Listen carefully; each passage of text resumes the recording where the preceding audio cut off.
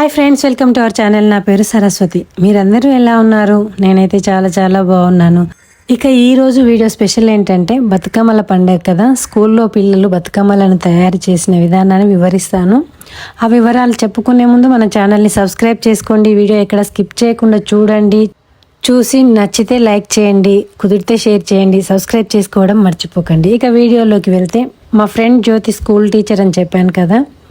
అయితే అది ఇప్పుడు ప్రస్తుతం ఎక్కడ వర్క్ చేస్తుందంటే మేడ్చల్ డిస్టిక్ కీసర మండల్లో ఉన్న అహ్మద్గూడ స్కూల్లో వర్క్ చేస్తుంది తను.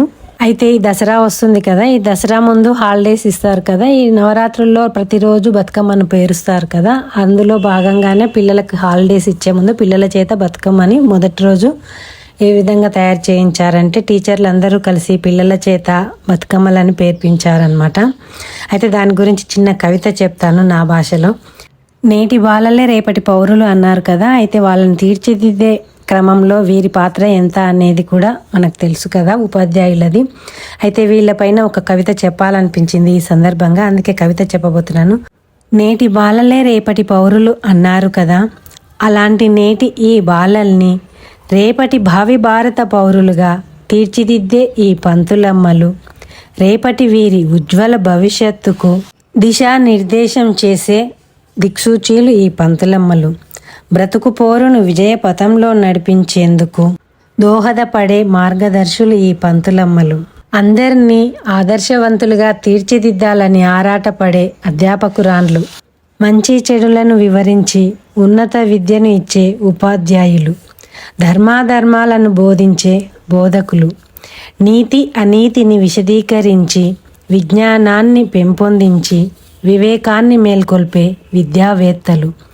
బ్రతుకంతా ఆనందంగా బ్రతకమని బతుకమ్మలను బాలబాలికలతో చేయించి వారు చేస్తూ ఇలా సరదాగా గడిపేలా చేస్తున్న ఈ పంతులమ్మలకి ఈ పిల్లలు ఏమిచ్చినా వారి రుణం తీర్చుకోలేరు.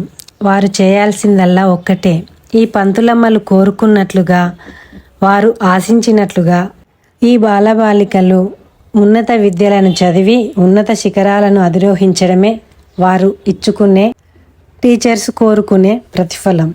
ఇదండి నేను టీచర్స్ గురించి చెప్పాలనుకున్న విషయము. ఇక ఆ విషయం పక్కన పెడితే, టీచర్స్ నిజంగా ఇలా పిల్లలని ఎంకరేజ్ చేయడం చాలా బాగుంది కదా. అసలు అంటే మన కల్చర్ని, మన సాంప్రదాయాలని అలా కంటిన్యూ చేయడము, నెక్స్ట్ జనరేషన్కి అలా ఫార్వర్డ్ అవ్వడము, ఇలా చేస్తుంటేనే తెలుస్తుంటుంది కదా పిల్లలకి. ఇలా మన పండగల్ని స్కూళ్ళల్లో ఇలా సెలబ్రేట్ చేయిస్తే అవి పిల్లలకు బాగా అర్థమవుతాయి, తరతరాలు అలా కంటిన్యూ అవుతాయి కదా. పిల్లలు చూడండి ఈ టీచర్స్తో ఎంత హ్యాపీగా సరదాగా కలిసిపోయి డ్యాన్స్ చేస్తున్నారో, అంటే బతుకమ్మ ఆడుతున్నారు.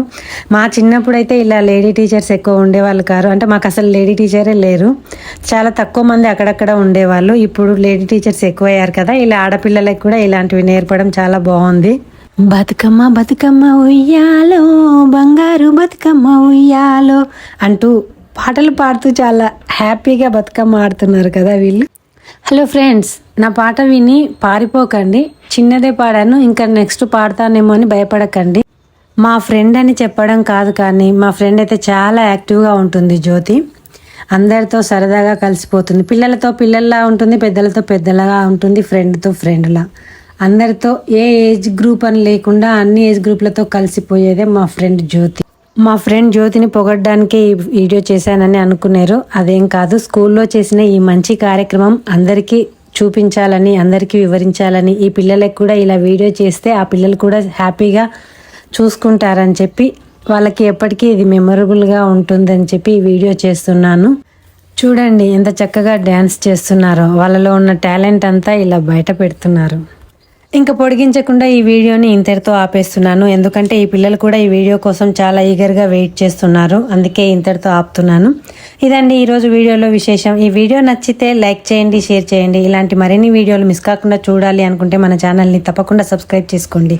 Thank you for watching.